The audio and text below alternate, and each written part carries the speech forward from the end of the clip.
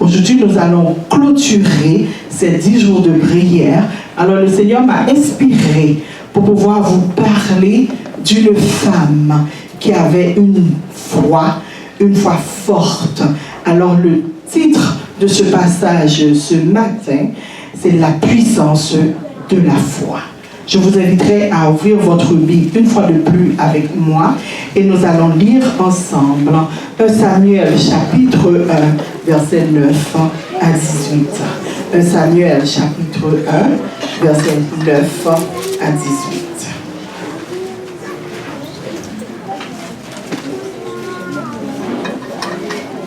Lisons ensemble. Anne se leva après que l'on eut mangé et bu à Silo. Le sacrificateur Élie assis sur un siège, près l'un des poteaux du temple de l'Éternel.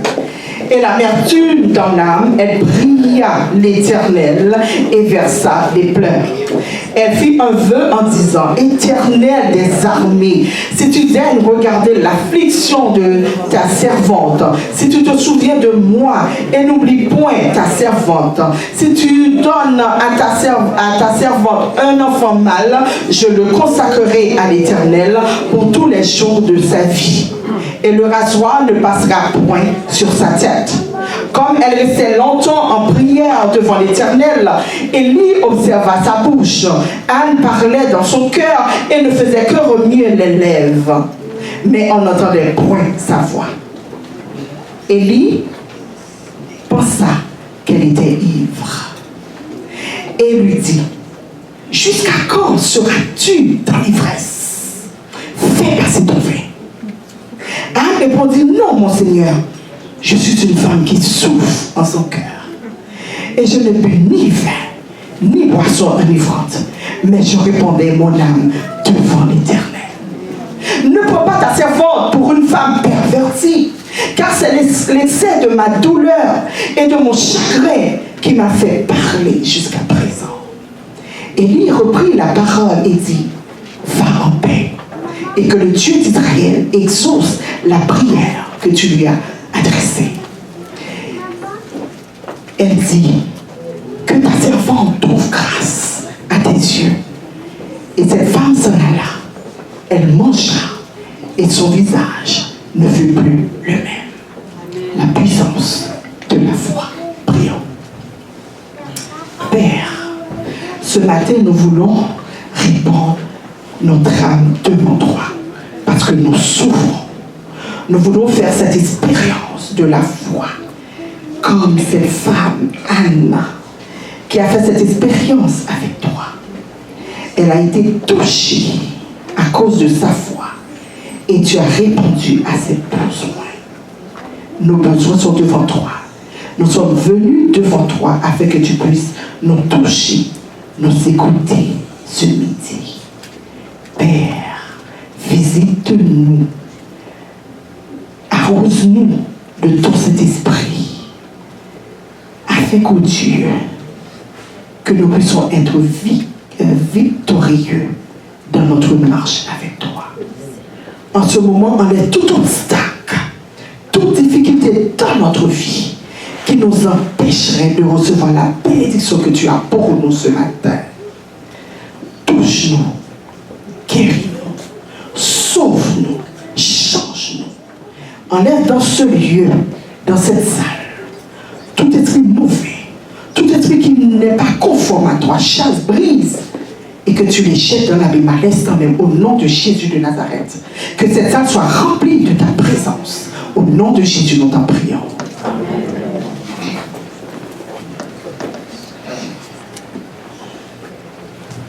J'aime bien le livre de Samuel. C'est un livre vraiment qui est très intéressant.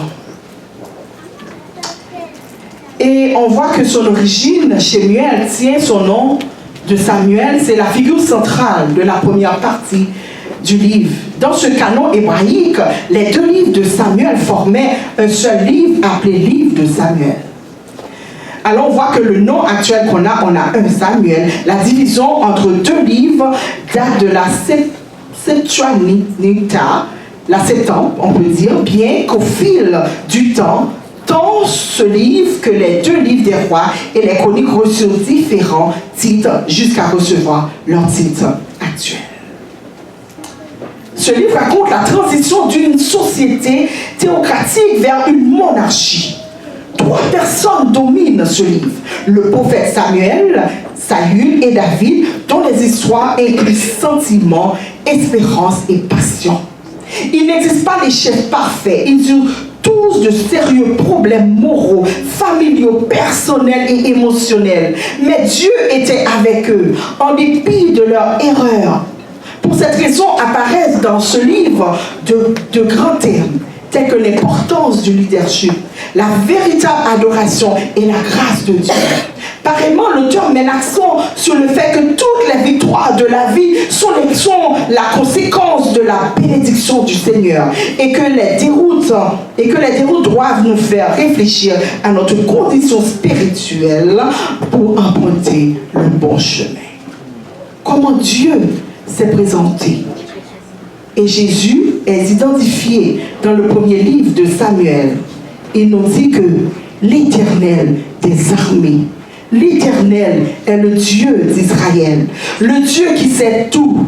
L'Éternel est notre Dieu, l'Éternel des armées, le Dieu de l'armée d'Israël. Jésus est révélé dans ce livre comme saint, le Messie exalté par Dieu, puissant comme un roi, le Messie qui sera le descendant de David. Et l'identité de Jésus dans la vie de David, le roi en exil. Et on voit aussi à travers ce livre la vie de Jonathan, qui était l'ami fidèle. Nous rentrons dans l'histoire. La Bible nous dit très clairement qu'il y avait un homme de Ramathaim, Somphine. Vous savez, je ne parle pas l'hébreu, je ne connais pas tous les noms. De la montagne d'Éphraïm. Alors, vous le voyez dans votre Bible à partir du verset 1. Nommé Elkana, fils de Jéroham, fils d'Élihu, fils de Tobu, fils de Zoum et Foitien. Il y avait combien de femmes? 2 femmes, dont l'une s'appelait Anne et l'autre Pénina. Pénina avait des enfants, mais Anne n'en avait pas. Ça veut dire qu'on rentre dans une histoire, mais il y a déjà la chicane dans cette famille. Parce qu'il y a une qui pouvait produire, quand je dis produire, qui pouvait faire des enfants, et il y en a une autre qui ne pouvait pas faire des enfants. Alors vous savez que on peut prendre des privilèges, parce que lorsqu'on en a, si j'étais Pénina, peut-être que j'allais faire aussi la même chose. Et s'il y a une qui était Anne, elle serait quand même malheureuse. Cependant, Pénina n'a pas choisi d'être là. C'est une circonstance parce qu'on voit Pénina, on voit c'est la méchante. Parce qu'elle a des enfants. Mais on voit qu'à travers tout ça, Pénina était consolée. Parce que Elkana, entre nous, aimait beaucoup plus Anne. Alors parfois, Dieu utilise des circonstances pour faire éclater sa gloire. Et lorsqu'on parle de stérilité, on sait que selon la mentalité que les gens avaient, quand tu étais stérile, c'est parce que tu avais commis un péché. Pourtant, lorsqu'on continue de lire l'histoire, on va découvrir que ce n'était pas là. Alors, on voit que Anne, à tous les jours, elle se faisait, comment dirais-je, insulter par sa rivale. Parce que sa rivale avait des enfants. Et lorsqu'on se fait insulter, comment on se sent? Parce qu'Anne ne pouvait vraiment pas se défendre, parce qu'elle n'avait pas d'enfants, n'est-ce pas? Alors, elle allait vers son mari. Elle portait plainte. Mais son mari dit, mais pourquoi tu t'inquiètes? Mais je t'aime, moi. Même si tu n'as pas d'enfant, je t'aime. Mais dans la tête d'Anne, pour que son mari puisse vraiment l'aimer, il a fallu qu'elle lui donne des enfants. Alors, on voit que à tous les années, ils allaient là-bas Et quand vous allez continuer de lire l'histoire, au verset 6, on peut dire sa rivale lui prodiguait les mortifications pour la porter à s'irriter de ce que l'Éternel avait rendu stérile, au verset 6. Et on continue à partir du verset 7. Et toutes les années, il en était ainsi. Chaque fois qu'elle montait à la maison de l'Éternel, Pénina la mortifiait. De la même manière, alors elle pleurait et ne mangeait point. Mortifiée.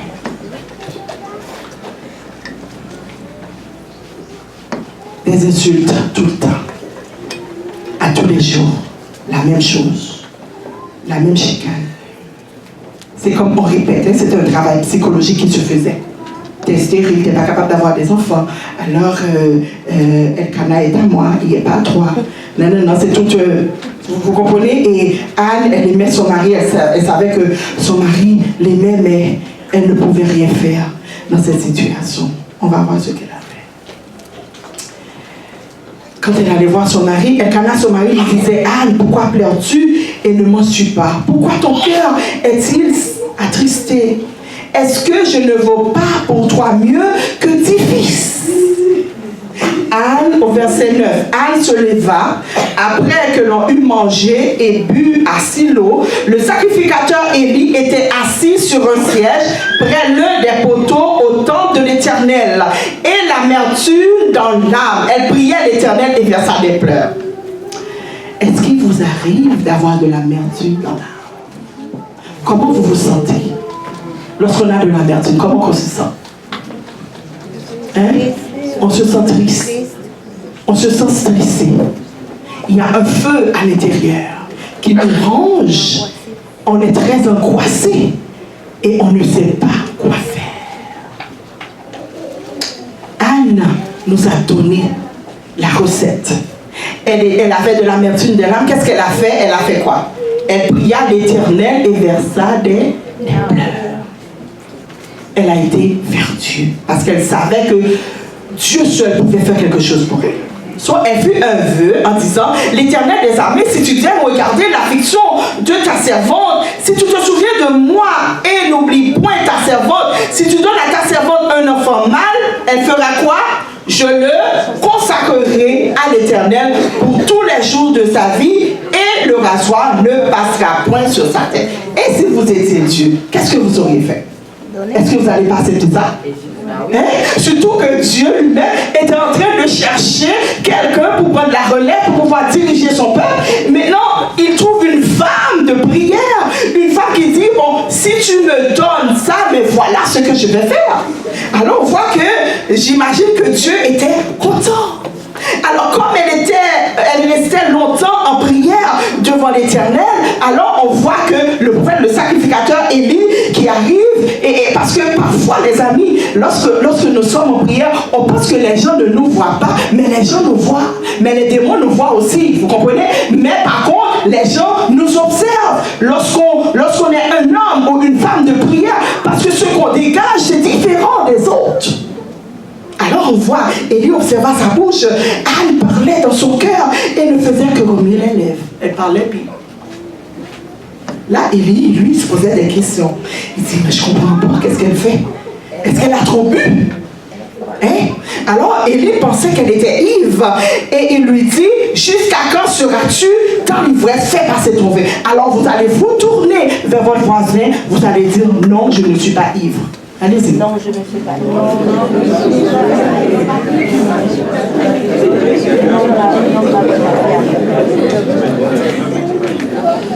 Alors il lui dit: jusqu'à quand seras-tu dans l'ivresse? Fais passer ton vin. Anne répondit: non, mon Seigneur, je suis une femme qui souffre en son cœur, et je n'ai bu ni vin ni boisson enivrant, mais je répandais mon âme devant l'Éternel. Dis à ton voisin: je répandais mon âme devant l'Éternel. Allez-y.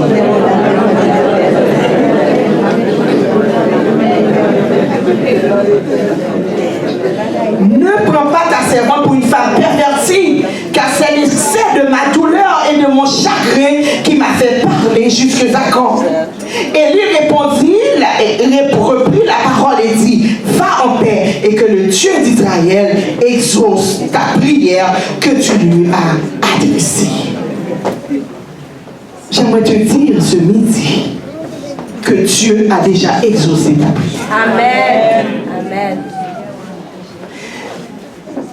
Elle dit que ta servante trouve grâce à tes yeux. Et cette femme s'en alla, elle mangea et son visage ne fut plus le même. Amen. Quand Dieu répond à tes prières, quand tu as l'assurance que Dieu t'a répondu, ton visage change. Tu n'es plus la même personne qui était angoissée, attristée. La joie de Dieu abonde sur toi. Amen. Alors, vous connaissez l'histoire. Alors, il retourne à la maison. Alors, maintenant, Elkana connaît sa femme. Et par la suite, boum, bébé Samuel est tombé. N'est-ce pas merveilleux? Amen. Dieu a répondu à l'examen. Alors, on voit qu'elle a eu l'enfant. Et par la suite, bon, son enfant a été consacré au Seigneur. Alors, j'aimerais vous rappeler ce midi, Dieu a déjà entendu le cri de ta douleur. Amen. Dieu a déjà répondu à tes besoins. Amen. Fais-le confiance. Amen. Agis ta foi. Parce qu'on voit que Anne, elle n'avait aucun doute. Quand Pénina l'a mortifiée, elle a rien fait. Qu'est-ce qu'elle a fait? Elle a été directement à Dieu. Et Dieu avait répondu à sa prière. Bien souvent, la prière est le reflet d'une attitude centrée sur soi. Le croyant présente à Dieu une liste de vœux espérant obtenir ce qu'il désire, même si assurément il nous est conseillé de présenter nos requêtes à Dieu. Il arrive que notre motivation ne soit pas pure. En effet, notre cœur n'est-il pas corrompu, méchant et perfide? Nos prières ne sont-elles pas parfois simplement le reflet du péché qui est en nous? Parce que parfois, on va prier pour quelque chose, mais est-ce que vraiment, c'est ce que Dieu vraiment veut nous donner? Ou bien, il y a une personne qui me disait, et il y a une personne, ils étaient dans un groupe, ils priaient, puis la personne disait, Seigneur, arrête de bénir cette famille, maintenant il faut me bénir. Mais si la personne était intelligente, elle allait dire, Seigneur, continue de bénir cette famille, mais visite-moi aussi. Vous comprenez? Ou bien des gens qui font des prières malfaisantes. Oh Seigneur, et j'ai vu une prière qu'une femme faisait contre son mari. Elle maudissait son mari. Mais est-ce que Dieu va entendre cette prière? Non. Ce n'est pas toutes sortes de prières que Dieu va entendre. Alors les femmes, quand vous priez pour vos maris, bénissez vos conjoints. Demandez à Dieu de changer le cœur de votre conjoint.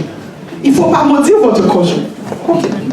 Alors dans Romains 10, verset 9 et 10, il est dit, si tu confesses de ta bouche le Seigneur Jésus, et si tu crois dans ton cœur que Dieu l'a ressuscité des morts, tu seras sauvé, car c'est en croyant du cœur qu'on parvient à la justice, et c'est en confessant de la bouche qu'on parvient au salut. La prière d'intercession, chers frères et sœurs, néanmoins porte sur les besoins d'une autre personne, ce qui éloigne toute possibilité de motivation égoïste. L'histoire des prières d'intercession ont représenté l'expression la plus élevée de la conversation spirituelle. On fait une conversation entre Dieu et nous. On parle à notre Dieu comme à un ami. On ouvre son cœur.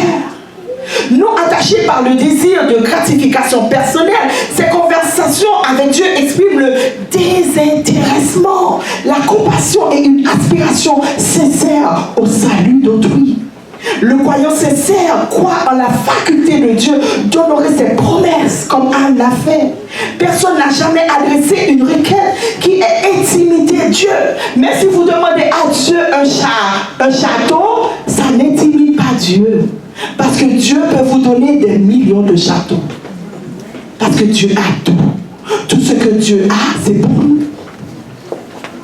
Son autorité est sans limite. Sa puissance est inégalée. Le peuple de Dieu s'approche des portails célestes en plaçant sa confiance où? Dans le Seigneur. assure que celui-ci agit pour eux, même si le croyant ne se rend pas compte sur le moment. Croire ne consiste pas simplement à faire confiance à ce qu'on voit, la vraie foi consiste à croire en Dieu, même quand on ne voit pas les choses aboutir comme on le voudrait, comme on anticipait. Qu'est-ce que c'est la foi? La foi, c'est quoi? C'est une ferme assurance des choses qu'on espère, une démonstration de celles qu'on ne voit pas. Seigneur, oui, je ne le vois pas encore, mais je crois que tu vas me l'accorder. C'est ça la foi. Seigneur, je suis dans ce tunnel, je ne vois pas clair, il n'y a aucune lumière devant moi, mais je sais que ta lumière est là. Amen. Alors, vous pouvez continuer à lire Hébreux 11, 1 à 7, parce que ça vous donne quand même des exemples de personnes qui avaient la foi. Il est certain que tant que vous êtes au service du Seigneur, tant que vous marchez par la foi, il faut vous en remettre entièrement à lui, même quand les choses ne se passent pas comme vous l'avez espéré, ou même comme vous l'aviez présenté dans vos prières. Même une rapide lecture de la Bible montre que vous n'êtes pas seul non plus. Il y a des gens qui quittent l'église parce qu'ils ont prié à Dieu. Dieu n'a pas exaucé leur prière. Mais parfois, Dieu décide de ne pas exaucer la prière parce qu'il voit que ce que tu as demandé n'était pas si important que ça. Ce que tu as demandé allait t'amener à ta perte. Lorsqu'on prie, qu'est-ce qu'on fait? La prière est un dialogue avec Dieu. Prier, c'est quoi? Hein? C'est quoi la prière? Lorsqu'on prie, qu'est-ce qu'on fait? C'est ouvrir son cœur à Dieu comme on le ferait à son ami intime. Pour ceux qui sont mariés ou pour ceux qui ont un copain. On ouvre son cœur, c'est pas vrai? Chérie, comment vas-tu? Comment était la journée? Ah, tu me manques. Non, non, non. Vous comprenez ce que je veux dire, hein? On se croise. Mais oui, chérie, tu m'as manqué. J'ai hâte de te voir. Hein? Ce soir, on se va au restaurant. Vous comprenez, hein? Ok. La prière ne descend, je vais vous dire les amis, la prière ne descend pas Dieu vers nous, au contraire, elle nous élève vers Dieu. Alors quand je me mets à genoux, je prie, mais je suis élevé vers Dieu. Jésus lui-même a enseigné aux disciples la manière qu'ils devaient prier. Il leur a appris qu'ils devaient se décharger sur lui de tous ses soucis. J'aimerais vous rappeler que le fardeau que vous portez en ce moment, par vous-même, vous ne serez pas capable de la porter. Mais Jésus te demande ce matin de décharger sur lui de tous vos soucis. Pourquoi? Car lui-même prendra soin de vous. 1 Pierre 5,7. Église Béthanie, as-tu des soucis en ce moment? Qui ici, ok, soyez quand même braves, qui ici n'a pas de soucis? Levez la main. Ah, ok. Alors nous sommes dans le même bateau. Nous avons besoin de prier parce que Jésus était souvent en prière durant son séjour sur la terre. Parce qu'il portait nos fardeaux et nos souffrances constamment. Il priait son Père pour avoir de la force. Parce que des fois, il y a des batailles que tu as, il y a des difficultés que tu rencontres. Constamment, tu dois être en prière. Je sais que j'ai fait l'expérience avec mon fils. Puis quand il sort, puis il me voit à genoux. Puis il dit, mais maman, je ne comprends pas. Je te vois toujours en train de prier. Je dis, j'ai pas le choix. J'ai besoin de Dieu parce qu'il est ma force. Car nous n'avons pas un souverain sacrificateur qui ne puisse compatir à nos faiblesses. Au contraire, Jésus a été tenté comme vous et moi en toutes choses, sans commettre de péché. Vous allez me poser la question, mais est-ce que c'est possible de vivre sans péché? Si Jésus l'a fait, j'imagine qu'on peut le faire aussi. Je n'ai pas la réponse totale, capitale, mais Jésus l'a fait. Et si nous sommes enfants de Dieu, il y a une possibilité. Dans Hébreux 4, verset 11. Alors Dieu est disposé à exaucer la prière de ses enfants, souvent c'est-à-dire à contre-cœur que nous lui faisons part de nos besoins. Aujourd'hui, Béthanie, Dieu veut que tu apportes tes besoins à lui, pas à contre-cœur. Troisièmement, la clé pour convaincre. Les ténèbres du mal enveloppent ceux qui négligent de prier. C'est-à-dire que Satan nous enveloppe lorsque nous ne prions pas. On a beaucoup de tentations. Et qu'est-ce qui arrive? L'ennemi nous font tomber lorsqu'on ne prie pas assez.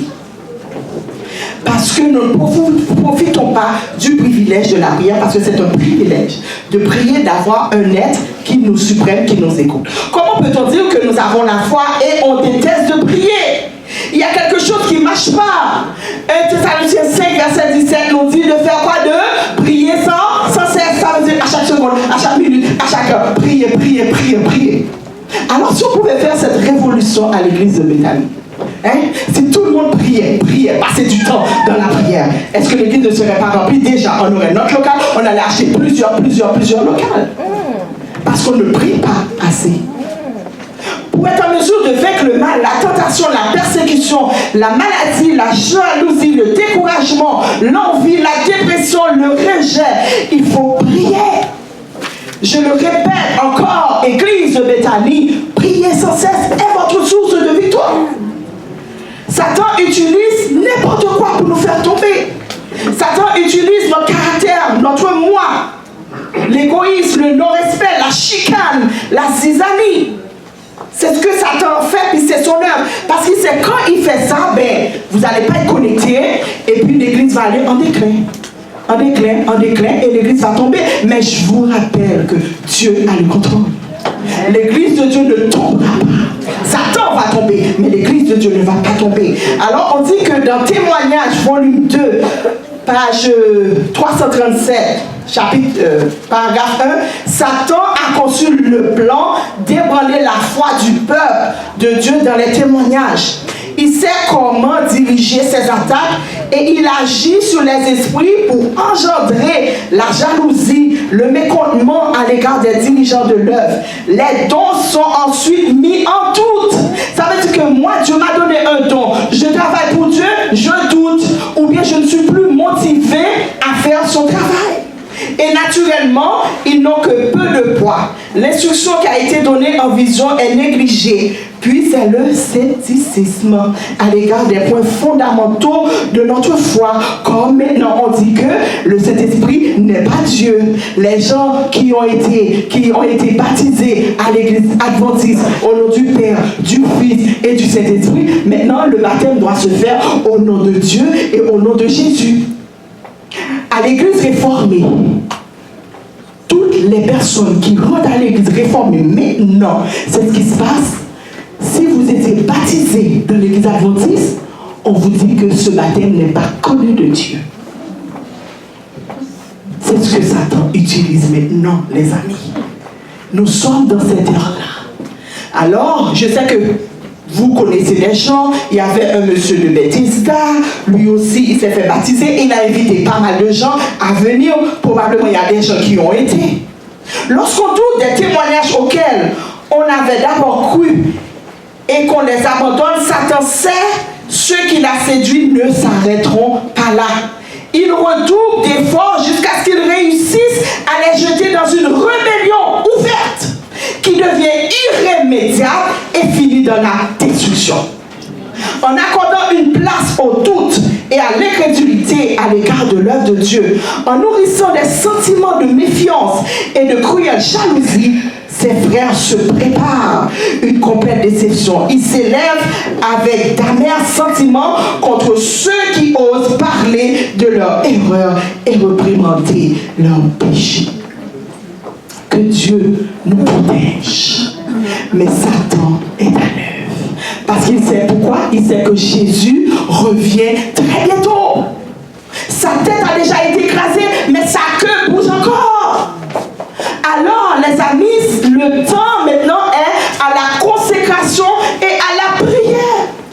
Si vous n'êtes pas connecté avec Dieu, quand les gens vont venir avec des fausses interprétations, tout ça va rentrer dans votre tête.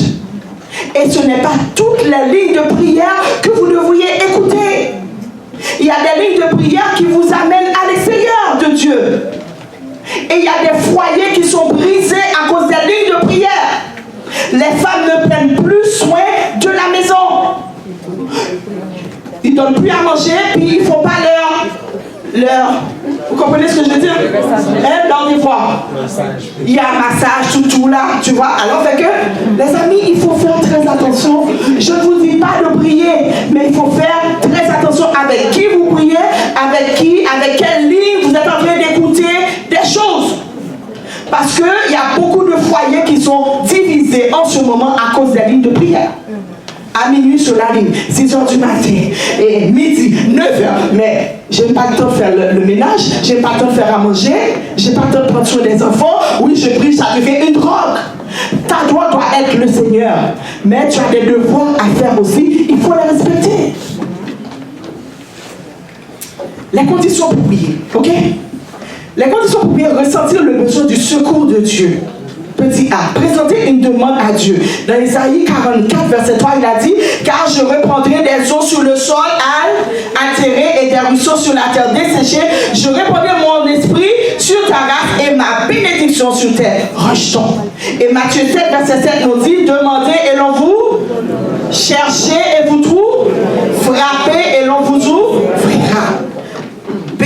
Un autre élément, c'est la foi. Il faut que celui qui s'approche de Dieu croit que Dieu existe et qu'il est le rémunérateur de ceux qui le cherchent. C'est pourquoi je vous dis, tout ce que vous demandez en priant, croyez que vous l'avez reçu.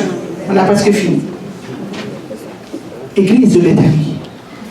Rien n'est trop lourd pour Dieu.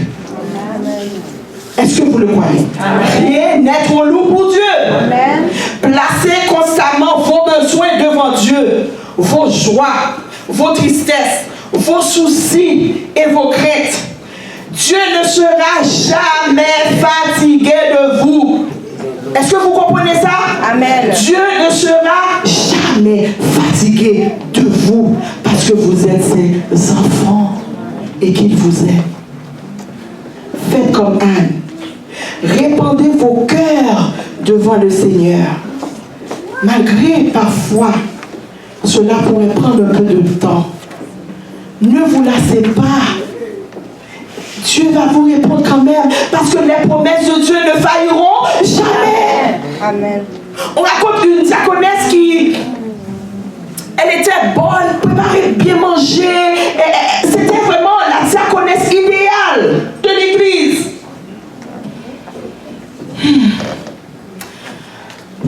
Un samedi matin, elle a réchauffé la nourriture. Elle a remis la nourriture à son mari, à sa famille pour amener à l'église. Elle dit, oh, je ne me sens pas trop bien, je vais me reposer. Devine quoi? Elle est partie voir un gourou. Quoi? En Floride, ça s'est passé peut-être 2 ou 3 ans de ça. Elle est partie voir un gourou au camp. Pour les Haïtiens qui... Vous comprenez? Un vaudouisant. Tandis qu'elle a été voir le vaudouisant, quelque chose a éclaté dans la maison. Boum, madame est morte. On a appelé le mari, on dit, monsieur, venez tout de suite parce que votre épouse est en train de brûler. Alors monsieur a laissé l'église, on a transporté madame à l'hôpital. Et puis, quand monsieur est arrivé, il a vu sa femme qui s'est brûlée au... Combien de degrés? 3e degré. Oh, je ne sais pas combien de degrés. Elle a regardé son mari. Mais le mari a dit, mais chérie, qu'est-ce qui s'est passé? Elle est morte tout de suite. Elle n'a pas rien dire. Mais après les enquêtes qu'on a faites, elle a été voir un vaudouisant. Et puis, quelque chose est arrivé, elle est morte. Un mois de ça, c'est arrivé à Montréal, à Laval. Une femme, cette madame était adventiste, mais cette madame que je parle maintenant, elle devait être avec son amie, elle avait une rencontre, elle a décidé d'aller voir un vaudouisant. Quelque chose a éclaté dans la maison, madame est morte. Les amis, il n'y a rien dans ces affaires-là. Ok? Il n'y a rien dans Satan. Satan veut nous conduire à notre perte. Où est votre foi? Où est votre Dieu? Au lieu d'aller voir un boko, un ougan, répandez votre âme devant le Seigneur. Ouais. Comme il a fait pour Anne, il peut le faire pour toi, pour nous, pour moi aussi. Ouais. Je veux mes besoins entre les mains de Dieu. Parce que le Dieu que nous servons est vivant et il est tout puissant. Il est capable de nous délivrer de tous nos maux. Est-ce que vous le croyez, chers amis? Est-ce que vous croyez que Dieu est capable de nous transformer? Est-ce que vous croyez que Dieu est